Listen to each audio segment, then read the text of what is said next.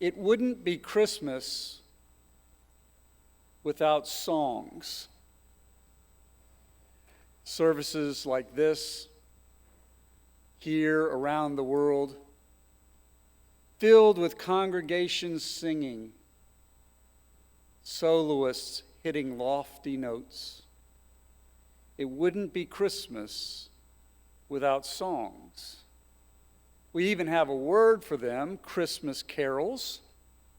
You don't go around proclaiming your joy at Thanksgiving tunes or Halloween harmonies. Christmas carols is a distinct class of music. And even the Gospel of Luke, in the very first Christmas, has a lot of singing. Luke 1 seems a little bit like J.R. Tolkien, for those who are aware of his writings, people bursting into song, or perhaps Wicked.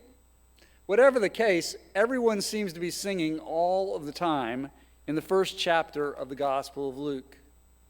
There's a Benedictus, sung by Zechariah, the Magnificat, which we have just read, sung by Mary.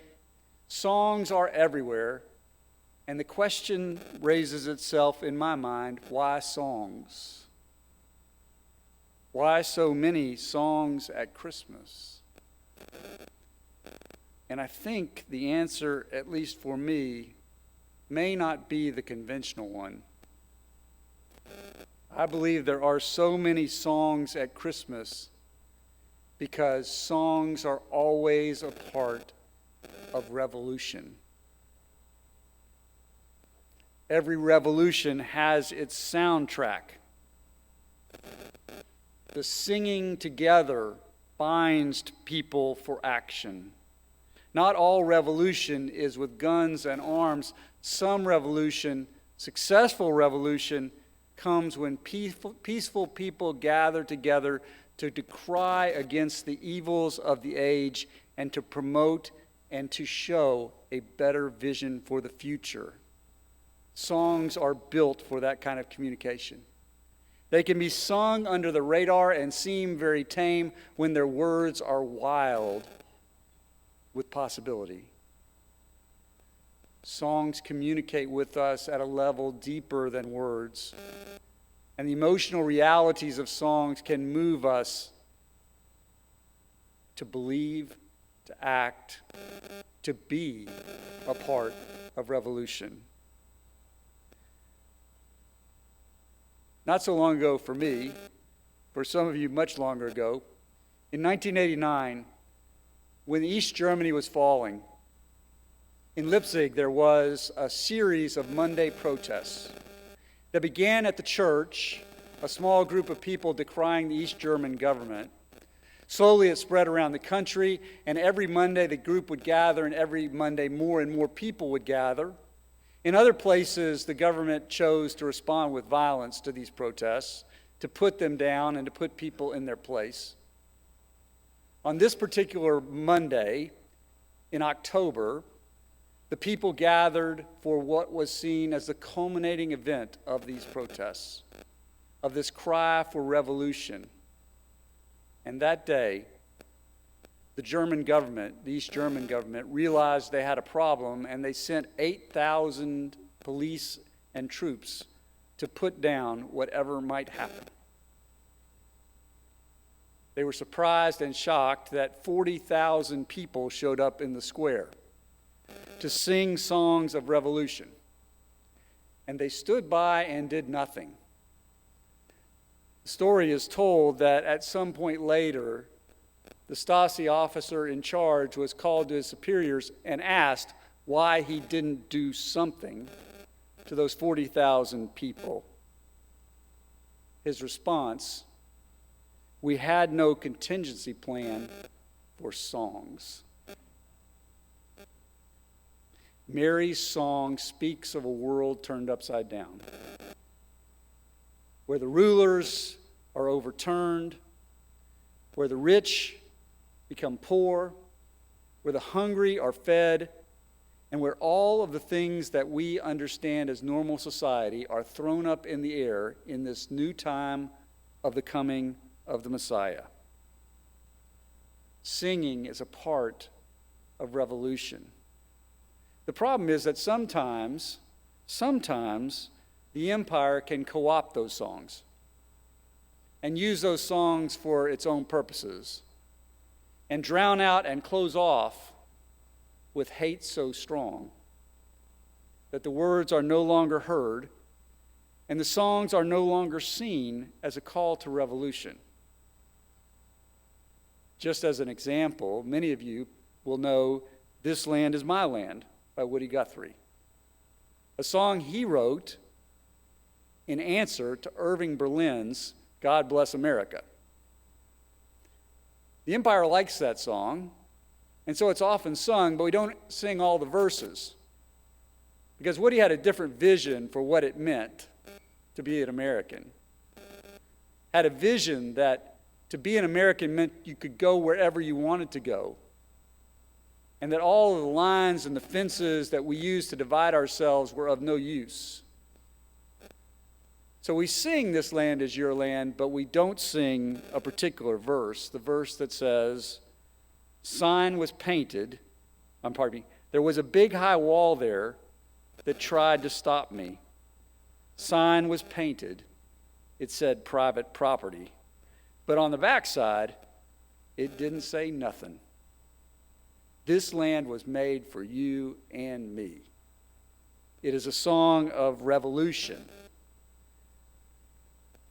But empire knows a way for us to turn Christmas carols into background for advertisements for consumerism.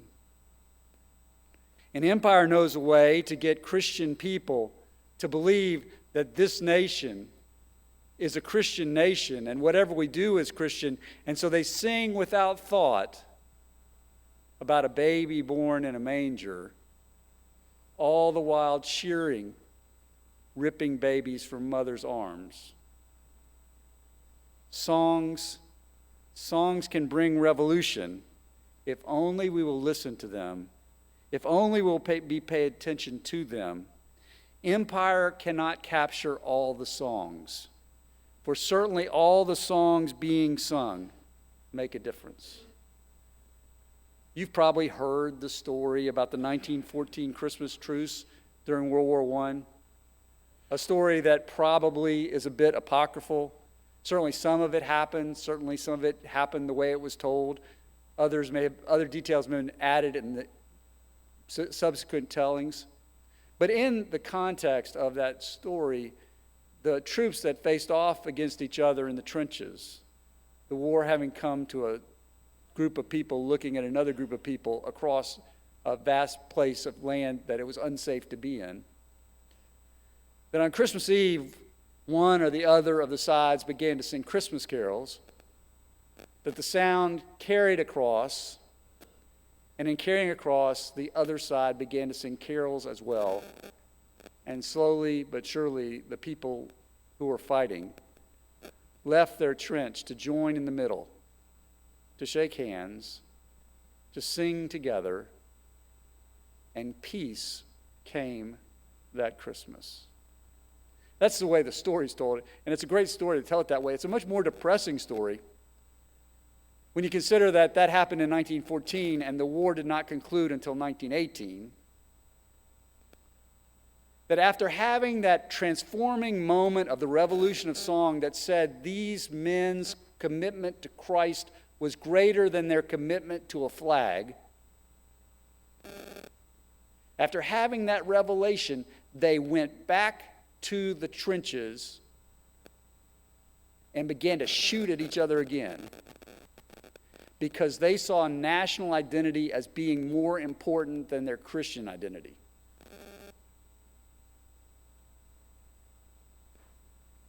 So it's almost a tragic story in a way. A story of a partial revolution. And in a way, isn't that what Christmas is even now? A story of a partial revolution?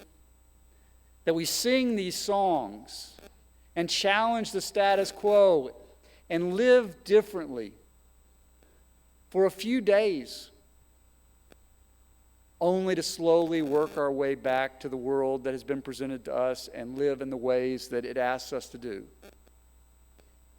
To forget that our primary identity as Christians should rule us, not any person or any state. So tonight we sing again these songs of revolution. And I want to remind you that they are songs of revolution that we sing, hoping that as we sing the songs of revolution, they will finally break through, not just for this time, but for to hold it on into the future. To sing these songs loudly, understanding their call, and believing that in singing, peace can come. For the empire has no contingency plan for song.